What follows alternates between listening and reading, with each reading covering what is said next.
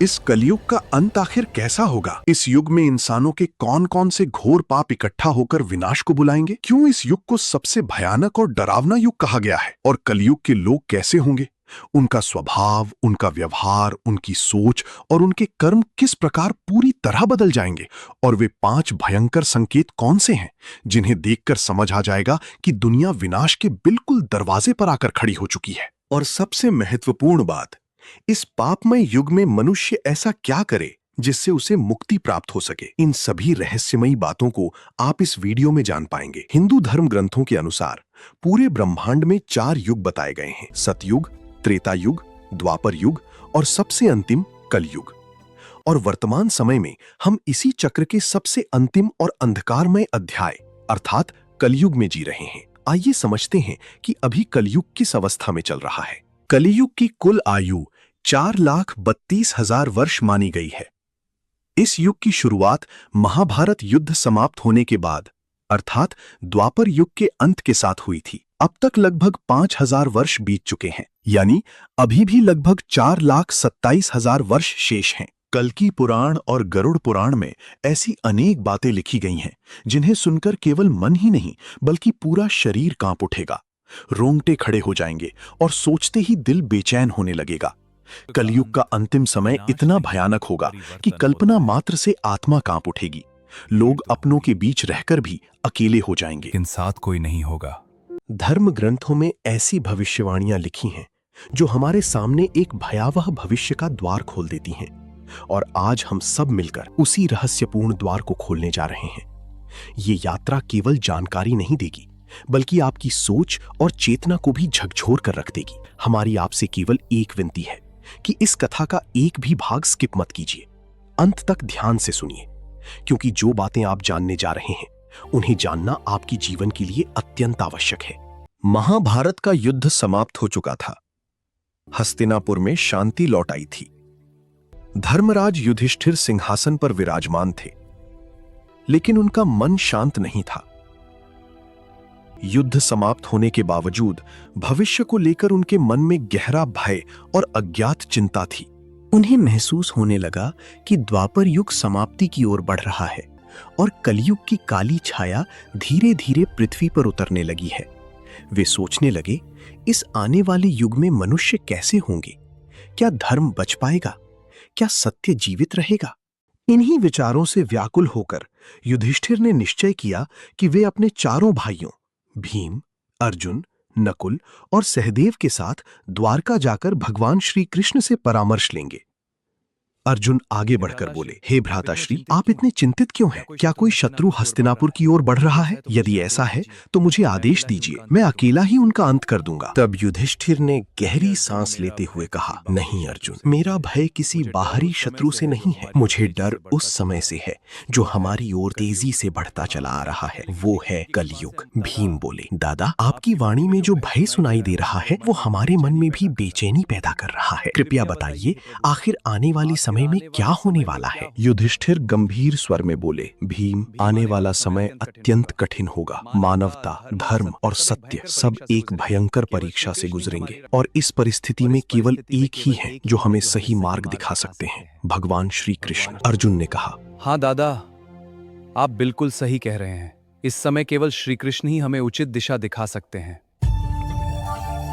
भीम भी बोले, आप जहां जाएंगे हम सब वहीं चलेंगे। आइए हम सब मिलकर द्वारका चलते हैं। इस प्रकार पांचों पांडव श्री कृष्ण के आशीर्वाद और मार्गदर्शन की आशा लेकर द्वारका के लिए निकल पड़े। लंबी यात्रा के बाद वे उस पवित्र नगरी द्वारका पहुंचे। वहां स्वयं भगवान श्री कृष्ण मुस्कुराते हुए खुले हृदय से उनका स्वागत करने आए। युधिष्ठिर ने श्रद्धा से झुककर श्री कृष्ण को प्रणाम किया। उनकी आंखों में प्रश्न था और वाणी में गहरी भक्ति। उन्होंने कहा, हे केशव, आपको बार बार प्रणाम। आप सर्वज्ञ, सर्वशक्तिमान और अनंत ज्ञान के स्वामी हैं। मेरे मन में एक गहरा प्रश्न उठ रहा है। द्वापर युग अब समाप्ति के निकट है और कलयुग की छाया पृथ्वी पर उतर चुकी है। इस आने वाले युग में मनुष्यों का स्वभाव, आचरण, सोच और कर्म किस प्रकार बदल जाएंगे?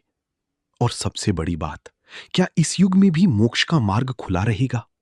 क्या मनुष्य अब भी मुक्ति प्राप्त कर सकेगा? श्री कृष्ण हल्की मुस्कान के साथ बोले, हे धर्मराज, तुम्हारा प्रश्न अत्यंत उचित है, लेकिन कलयुग को केवल शब्दों में समझाया नहीं जा सकता, उसे अनुभव करना होगा, महसूस करना होगा। यदि मैं तुम्हें अभी सब कुछ बता दूं तो वह केवल एक जानकारी बनकर रह जाएगी, लेकिन यदि तुम स्वयं उसे अनुभव करोगी तो वह तुम्हारी चेतना को बदल देगा। युधिष्ठिर बोले, हे माधव, यदि हमें ये अनुभव प्राप्त करना है तो हमें क्या करना होगा? श्री कृष्ण बोले, एक घने, रहस्यमयी और भयावह वन में अलग अलग दिशाओं में जाना होगा। वहां तुम ऐसी घटनाएं देखोगे जो अजीब, अविश्वसनीय और डरावनी होंगी। उन्हीं अनुभवों के माध्यम से तुम समझ पाओगे कि कलयुग मनुष्य और समाज को किस प्रकार बदल देगा। तुम देखोगे कि धर्म, रिश्ते और आत्मा किस प्रकार धीरे धीरे टूटते चले जाएंगे। युधिष्ठिर ने सिर झुकाकर कहा, हे केशव, आपकी आज्ञा ही हमारा मार्ग है। आप जहां जाने को कहेंगे हम वहीं जाएंगे। श्री कृष्ण बोले, तुम सब इस वन की अलग अलग दिशाओं में जाओ, ध्यान पूर्वक देखो। यदि कहीं कुछ असामान्य,